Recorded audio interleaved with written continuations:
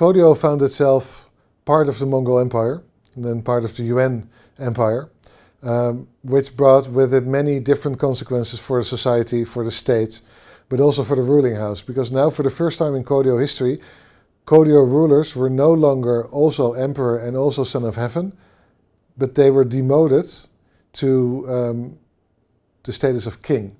This is when the Koryo rulers have to accept in their posthumous temple names, and once they die, their successors have to accept the use of the character for chung, or loyal or loyalty, in the posthumous names of their of the Koryo rulers, which expresses the loyalty that these rulers had towards their suzerain, the Yuan emperor.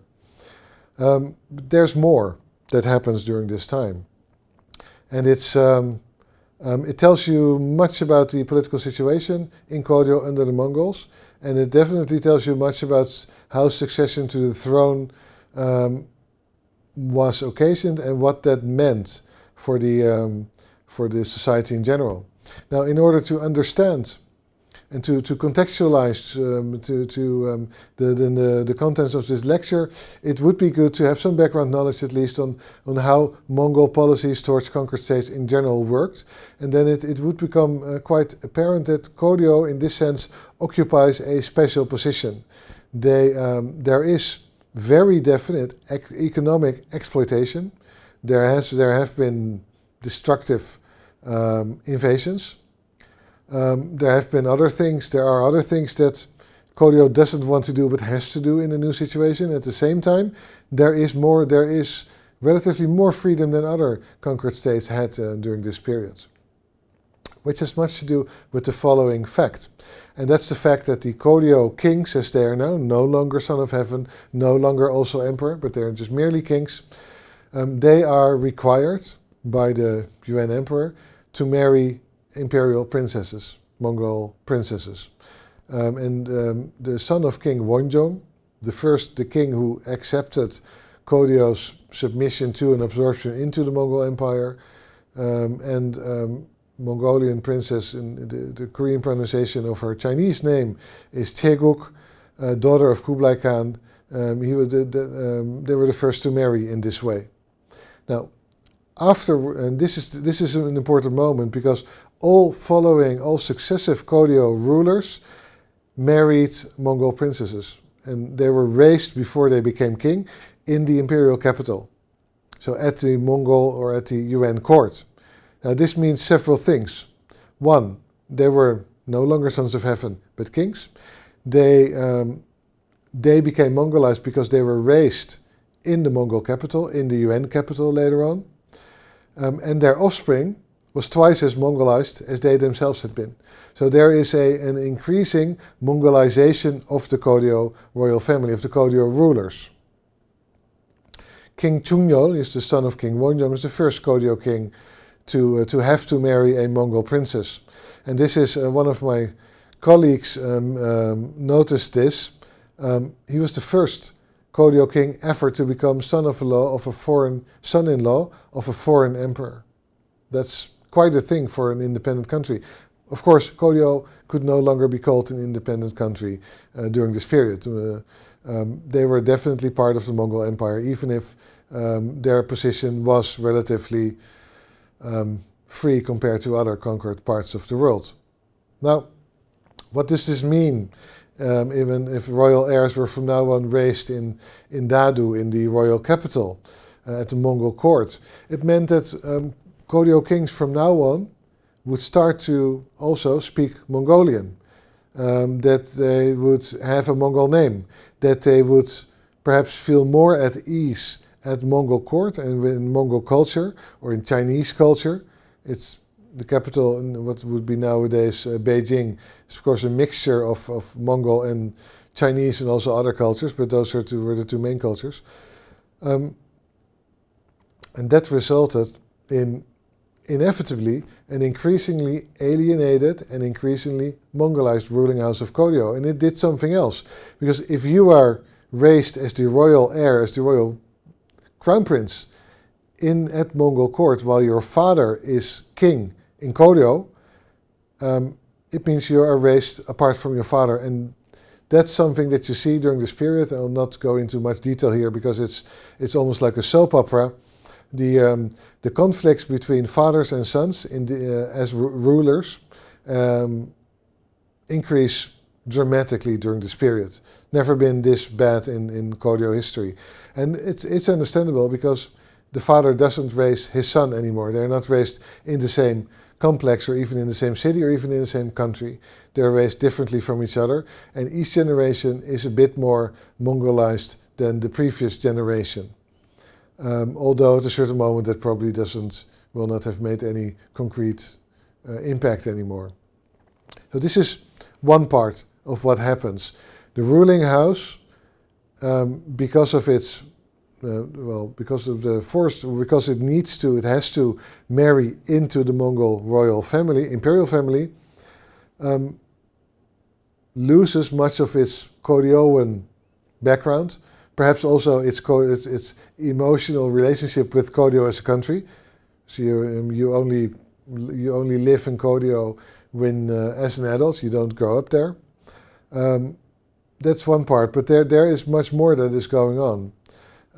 At the same time, to a certain extent, Kodio society and culture are also starting to be influenced by the new position Kodio finds itself in.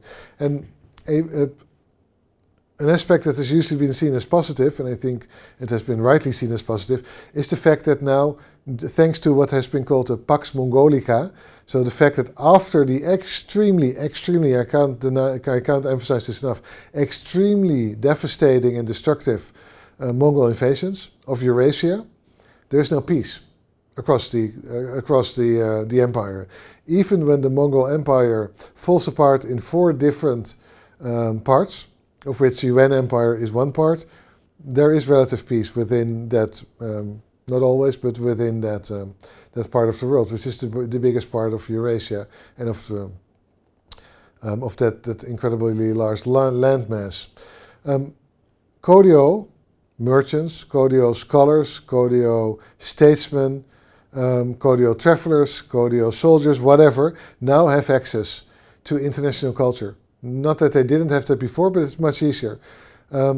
It's much easier to go abroad, or at least it's the same empire now, to go to different parts of the empire and rule there. And in one of the other lectures, I mentioned the example of Ramadan al-Uddin, a Muslim administrator of a southern Chinese province near what is now Vietnam, who was of Kodio, who had a Kodio background, and we don't know whether he was Kodioan or whether he was perhaps part of an Arab community within Kodio that had been there for generations. Perhaps he was a Uyghur, we don't know, who lived in Kodio.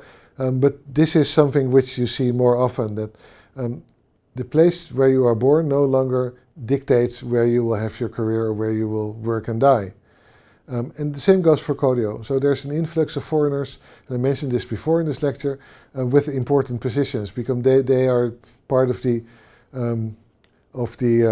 groups surrounding and supporting, for example, the brides or the queens of Kodio, the Mongol princesses, and it's the people surrounding them, the people that are part of their retinue that now occupy many important positions. And this, of course, has its effects on Kodio history and Kodio society and culture. 1278 is a famous edict in which the king basically says that from now on everybody should wear the apparel, the uniform, or the clothes of UN officials. So it's a very visual indication of the I'm never quite sure what to call it, but the absorption of Kodio into the Yuan Empire. And this is a different discussion, which I will not go into here, but whether Kodio was, to what extent it was part of the Mongol Empire, to what extent it was perhaps a colony, to what extent it wasn't a colony, but it was really quite independent. That's a different discussion that should be had and that is being had, but it's something I will not go into very deeply here. And it's not just the official parts, the formal parts of the bureaucratic and political parts of Kodio society that are influenced. There is the negative influence of Mongol domination, economic, the extraction of economic resources, for example, which is a euphemism basically for exploitation. Koryo had to pay for the privilege of being part of the Yuan Empire. The forced sending of thousands of young women and sometimes even young girls to the Yuan capital to be admitted there, whether they want, well, usually I assume they didn't want this, but to become a part of the entourage or the harems of important figures there. One of the famous Mongol, or the famous consort, queen later, of one of the Yuan emperors was of Koryo extraction, Empress Qi. So there's this abuse of people, there's exploitation, but there's also more or less, well, neutral, I guess, or at least not these negative effects. Like, for example, now this is the first time that for officially, formally, there are some voices that say that maybe we should also make it possible for to marry several women, which was never really a possibility in Koryo. It sometimes happened that a ruler or a powerful man would have more female consorts, but they would only have formally one real wife, and this was something which happened under Mongol influence. Not just the Mongol ruling house, but Mongol rulers in general, so the ruling class of Koryo, would have Mongol names, formal Mongol names. That would be their first and most important name, and then their Koryoan name would come second. Mongol language and Mongol culture became widespread. Makes sense, because if you wanted to have a career, you needed to be able to communicate with Mongols. You needed to understand what drove them and how you'd have to interact with them. But also in terms of religion, Mongol influence is very clear, because this is the time when esoteric Buddhism, Tibetan Mongol-style Buddhism, re-enters Koryo. There always was esoteric Buddhism on the Korean Peninsula, but during Koryo it wasn't really that important in most, generalizing a bit here, but mostly there were two different strands of Buddhism that were important in Koryo, with many subdivisions, each of them, but doctrinal Buddhism and meditational Buddhism, and esoteric Buddhism was not really mainstream. This became different under the Mongols, and when they also invited, for example, lamas from Tibet to come to Koryo. And there are another quite clear example of Mongol influences, the distilling of soju and the braiding of the hair in Mongol style. So it's a very broad kind of influence that the absorption into a foreign empire brings to Koryo. Here you can see one of the examples of the importance of Mongol-style official names. It's and this is something you still see also into the Chosun period. Some of the names of some of the most common names for example petty officials are derived from Mongol. Mongol examples, even long after the Mongols ceased to exist as an empire.